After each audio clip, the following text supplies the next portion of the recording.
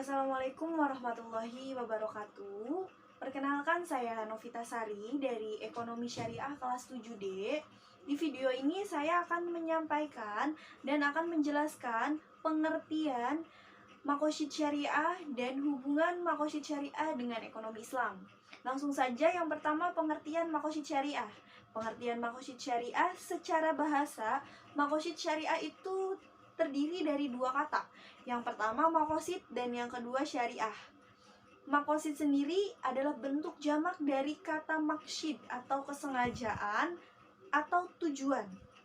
Dan syariah berarti jalan menuju sumber air. Jalan menuju sumber air ini kita dapat mengartikan jalan menuju sumber pokok kehidupan. Jadi, makosyid syariah menurut istilah itu kandungan atau nilai yang menjadi tujuan persyariatan hukum. Makosyid syariah adalah tujuan-tujuan yang hendak dicapai dari suatu penetapan hukum. Yang kedua, bentuk-bentuk makosyid syariah. Bentuk-bentuk makosyid syariah ini ada 5. Yang pertama, melindungi agama. Untuk melindungi agama, kita dapat melakukan hal-hal yang berkaitan dengan ibadah. Apa saja, seperti sholat, zakat, sodaqoh, atau lain sebagainya. Dan kita sebagai muslim atau muslimah itu wajib membela Islam dari ajaran-ajaran agama yang sesat. Dan yang kedua, melindungi nyawa. Dalam agama Islam itu sendiri, nyawa itu sangat berharga dan kita harus bisa menjaga dan melindunginya. Yang ketiga, itu melindungi akal. Melindungi akal, di sini kita dapat menuntut ilmu, atau Islam juga melarang kita merusak akal sehat kita, seperti meminum minuman alkohol dan lain sebagainya. Yang keempat, itu melindungi keluarga atau garis keturunan. Garis keturunan sendiri kita dapat melakukan pernikahan yang secara sah, baik secara sah agama maupun negara. Yang kelima, itu melindungi harta. Harta itu hal yang sangat berharga bagi kehidupan kita, karena harta juga bisa membuat itu menjadi sumber kehidupan. Melindungi harta itu dengan bagaimana kita bisa menjaga atau melindungi dari hal-hal yang tidak kita inginkan.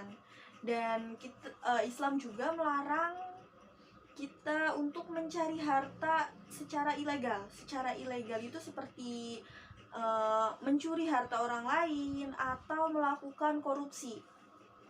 Selanjutnya, hubungan ekonomi Islam dengan makosyid syariah. Seperti yang telah dikemukakan sebelumnya, tujuan diturunkannya syariah adalah untuk mencapai kemaslahatan dan menghindari kemafsadatan pada dua dimensi waktu yang berbeda, dunia dan akhirat. Ekonomi Islam juga menempatkan makosyid syariah sebagai acuan atau sebagai referensi atau sebagai rujukan, sehingga sistem dan ilmu yang kini tengah diformulasikan dapat memberi kemaslahatan dan mampu menjadi panasia atau obat yang mujarab terhadap kompleksnya problem ekonomi kekinian yang kian akut. Para mujtahid di bidang ekonomi Islam sudah semestinya menerapkan makosyid syariah dalam proses analisa mereka tentang ekonomi. Makosyid syariah dalam deretan idealnya juga harus diimplikasikan pada perilaku ekonomi individu muslim, baik dalam posisinya sebagai konsumen atau posisinya sebagai produsen. Kesemua aktivitas ekonomi tersebut harus menuju kepada kemaslahatan sehingga memelihara makosyid syariah itu sendiri. Dan kesimpulannya, makosyid syariah sebagai tujuan di balik adanya serangkaian aturan-aturan yang telah digariskan oleh Allah Subhanahu wa Ta'ala. Tujuan tersebut adalah untuk mendatangkan kemaslahatan dan mencegah kemudaratan bagi manusia. Semua aspek dalam kehidupan individu muslim harus mengarah pada tercapainya kemaslahatan seperti yang dikehendaki dalam maqasid syariah. Sekian pemaparan dari saya, kurang lebihnya mohon maaf. Wassalamualaikum warahmatullahi wabarakatuh.